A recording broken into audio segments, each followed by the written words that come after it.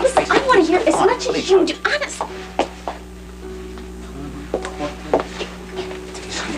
You can't just leave me. That's a very pretty necklace. Oh, thank you. Father gave this to me.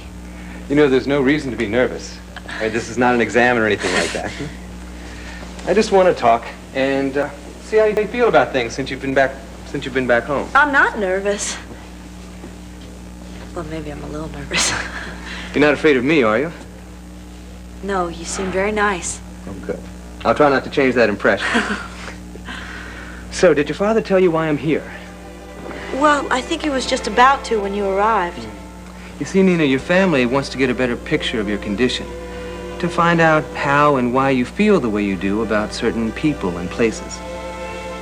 Well, there are an awful lot of things that I don't remember at all, you know, big gaps. Yeah, that's right. And it's my job to see if I can find out why. Okay. So, tell me about the people here at home. Now, there's your father, whom you remember. Of course. And Mr. and Mrs. Sloan, and her daughter Monique. Do you like them? Oh, I love the Sloans. How about Monique? I didn't like her at all at first. But now Now you like her? she's all right. Do you know why you didn't like her at first? Yeah, I think I was kind of jealous of all the time she was spending with my father. But we get along fine now, really. How about Mrs. Jeanville's physician, Dr. Warner? Now, I understand you had a very strong negative reaction toward him. Do you know why? Do you remember him from before you went to the hospital? No. And you have no idea why you took such a strong dislike to him? Dr. Gould, do you like everybody you meet? Well, no. Well, I don't think it's so strange that I didn't like him. I thought perhaps you might have done something that you disapproved of. Well, no, he just makes me very nervous. In what way? Well, the way he looks at me. Like when he comes over, he just stares at me as if I'm supposed to say something to him, and I don't know who he is. I don't know what he wants from me, and I just wish he'd leave me alone. And I see. Well, why don't we talk about something else then? Fine. Fine, fire away. There's nothing you could do. I didn't want to upset you. It's the things you keep from me that upset me. Do you think he ought to stay here overnight? No nonsense, Myra. I'm perfectly all right. I would like to hear that from Dr. Warner, if you don't mind. Mr. Sloan has been a little shaken up, and I think nothing will do him any more good than a good night's rest in his own bed. There, you see. Thank you. You're very, very welcome. Listen, I have another patient I have to get to, all right? Oh, by all means. Okay. Look, you, call Dr. Post tomorrow morning? Yes, Doctor. He will. Good night. Good night.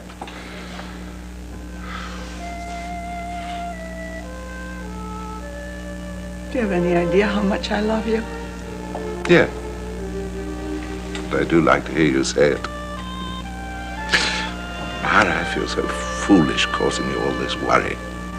You're my husband. If I can't worry about you, who can I worry about?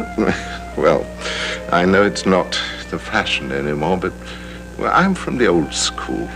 I want to provide for my own family. I want to do things for my wife, not the other way around. A good marriage is two people doing things for each other. Yes, I know you like to work, and so do I, but Jasper, well, if I can't do... Jasper. It's not all fun and games growing older, I know that. But we're so lucky because we have each other. And we have our health pretty much. So if there's some things we can't do anymore, well, we'll just adjust to that or help each other. Only don't hide things from each other, because that's how people drift apart. I don't know what I'd do without you. So, you can't drive anymore? Well, you can read a menu without glasses, which is more than I can do. So, I'll make you a deal. You read menus and maps for me, and I'll do the night driving for you. I love you, dear lady.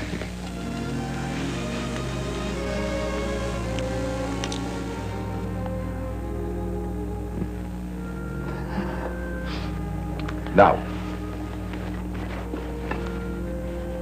drive me home, Mrs. Sloan. Certainly, sir. Go. If you'll take off the brake. Yes. Comfortable. I'm telling you what she said. Yeah. I know it's not your fault. I thought she was going to give us some kind of indication of why she dislikes me so much. I wish I had an answer. She handled all my questions with relative ease. As a matter of fact, I was surprised that she was so poised. Isn't that a good sign? Well, I think I'd feel more optimistic if I could find the chink in the armor. I think she's hiding something. You mean you think she remembers and she's not letting on? No, I have a feeling that she's trying to work things out for herself. I mean, it's obvious she has no use for doctors. Yeah. I'm frustrated that I wasn't able to learn more now. Yeah, well, I know how that feels. So what do I do now? I'm not sure. I think your best bet is to see if you can get Dr. Wald back here. Maybe he can work with her. I can't. Dr. Wald lives in Vienna. He's got his own practice there. Look, this isn't your problem. This is my problem. I'm sorry. Cliff, I want to do everything I can. I know you do. And I appreciate it. Thanks. Look, I'm not going to give up. I'm going to keep trying, and eventually maybe she'll have a breakthrough. You did beautifully, darling. I'm so proud of you. Do you think he was satisfied? Well, from what you told me, he's not likely to come back here. Oh, good. Good. I hate people who try to trick me. Tell me, do you remember Dr. Gould at all? Vaguely. He was the one who sent me away, wasn't he? Oh, Father, I don't ever want to see him or that Dr. Warner again. You won't let them send me back there, will you? No, of course not. But you still have to be careful. Can't let your guard down. People like Dr. Gould, Dr. Warner, they're very devious. I know. But don't you worry. You're far more clever than they are. And I'm never going to leave you, Father. Not ever. Now, if you'll excuse me, I have something I want to do. Yes, my darling.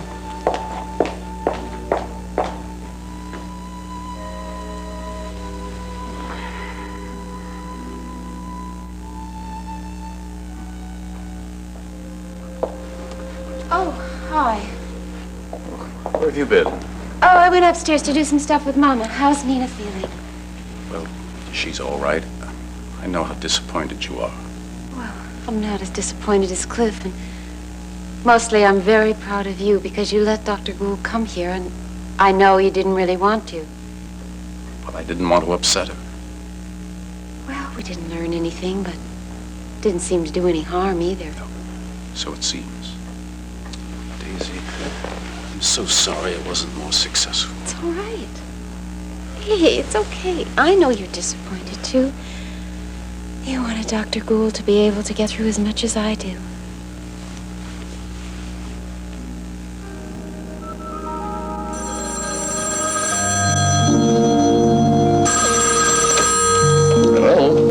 Oh, you're working late, too. Erica, where are you? I'm still in New York. Dabney has given me so much work. I mean, I can't even breathe. Oh, does that mean that you're going to be staying overnight? Oh, no. No, I'm coming home. I miss you. I've been thinking of you two, constantly. As a matter of fact, I had to stop sketching the rest of the nominees. They were all starting to look like you. Oh, I love it. I love to know that you're thinking of me. Now listen, I hope you're not bothered anymore about Natalie. No, I'm not. I'm really not. I came to terms with all of that. And, I mean, after all, I've had a lot of people in my background, too, you know, who meant a lot to me. Well, she doesn't mean anything that what she used to. I hope you know that now. I do. Good. I do. I find myself thinking, though, about, what you must have gone through when she left you for your father. The pain. No, don't. It's no longer there. Now, let's talk about things that matter. You're right. Dabney gave me the outline for your next assignment, so I'll bring it home with me and we can go over that tomorrow. I'm going to see you tonight, won't I? Oh, yes. I mean, I don't know exactly when I'm going to get there because of all the holiday traffic and everything, but... Oh, there's my driver buzzing now. I'll see you as soon as I can. Okay, bye. Bye-bye.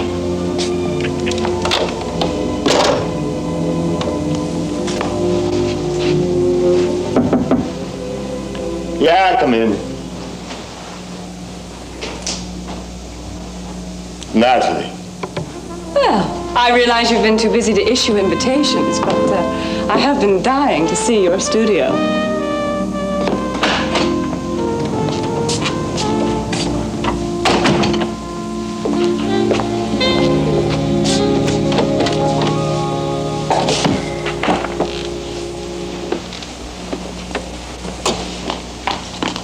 Where have you been? I told you there was a lecture. That was only your excuse for canceling luncheon. It is way past dinner. Well, if you'd let me finish, I was also going to tell you that there was a whole series of lectures. Well, while you were busy lapping up knowledge about primitive man, that Neanderthal man, Tad Martin, has captured your daughter. You don't mean to tell me that he's kidnapped her again? No. She was a very willing victim this time. She sailed in here and blithely informed me that she and Tad are back together again. Well, I, for one, am delighted to hear it. Where is she, upstairs? No, indeed. She's out. Probably being ruined by that cad at this very moment. English.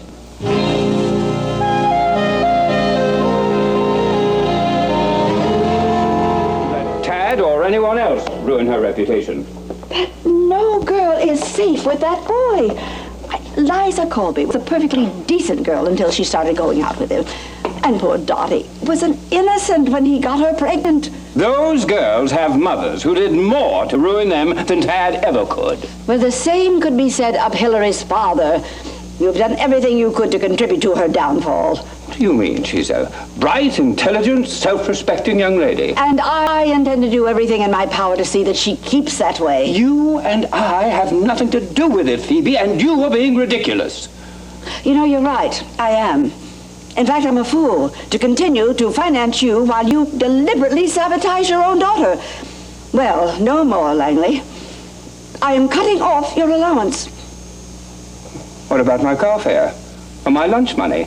Do you want me to starve? Oh, you may have all you wish to eat here in this house, but I'm not putting a single penny in your pocket to spend outside of it. Do you intend to make a prisoner of me? Oh, no, I won't stop you from going anywhere you please. Well, where will I get the money to go wherever I please? Or even make a phone call? You'll do it the old-fashioned way. You'll earn it. The studio can always be interesting. That doesn't mean that you can drop in when you're not invited. You know, I was going to ask permission, but you never showed up for dinner. Why was that? I wasn't hungry. I thought perhaps Erica's sudden departure for New York might have something to do with it. Or did you two quarrel? What are you getting at? As a matter of fact, what are you doing here? You don't give a damn about my work or my studio. No, you're wrong. That's why I'm here, actually. It's about work. I would like you to do a portrait of me for Alex. Oh, stop it, Natalie. Don't you think he'd like one? Especially one done by his son? He's not impressed with my work. And anyway, I'm too busy with a project of mine. I don't have time to take on any commission. Don't touch that. I'm not going to hurt it. I just wanted to see what it is. No, it's none of your business. Now get out of here. Why are you so hostile with me? Because you didn't come here about any painting. It's just another one of your ploys. Really, Jeremy? What are you implying? I'm going to tell you straight out. I am sick of your pursuit. And you are paranoid. I'm only showing a normal family interest. After all, Alex and I haven't seen you for years. Oh, please. And you are his only son, Jeremy. Natalie, can't you be honest for even a minute? I would like the two of you to reconcile. Oh, is that what you're after? Or do you want us to really reconcile? Don't you want us together as we once were? That's ridiculous. I have no desires. Deny it. Deny that you want me.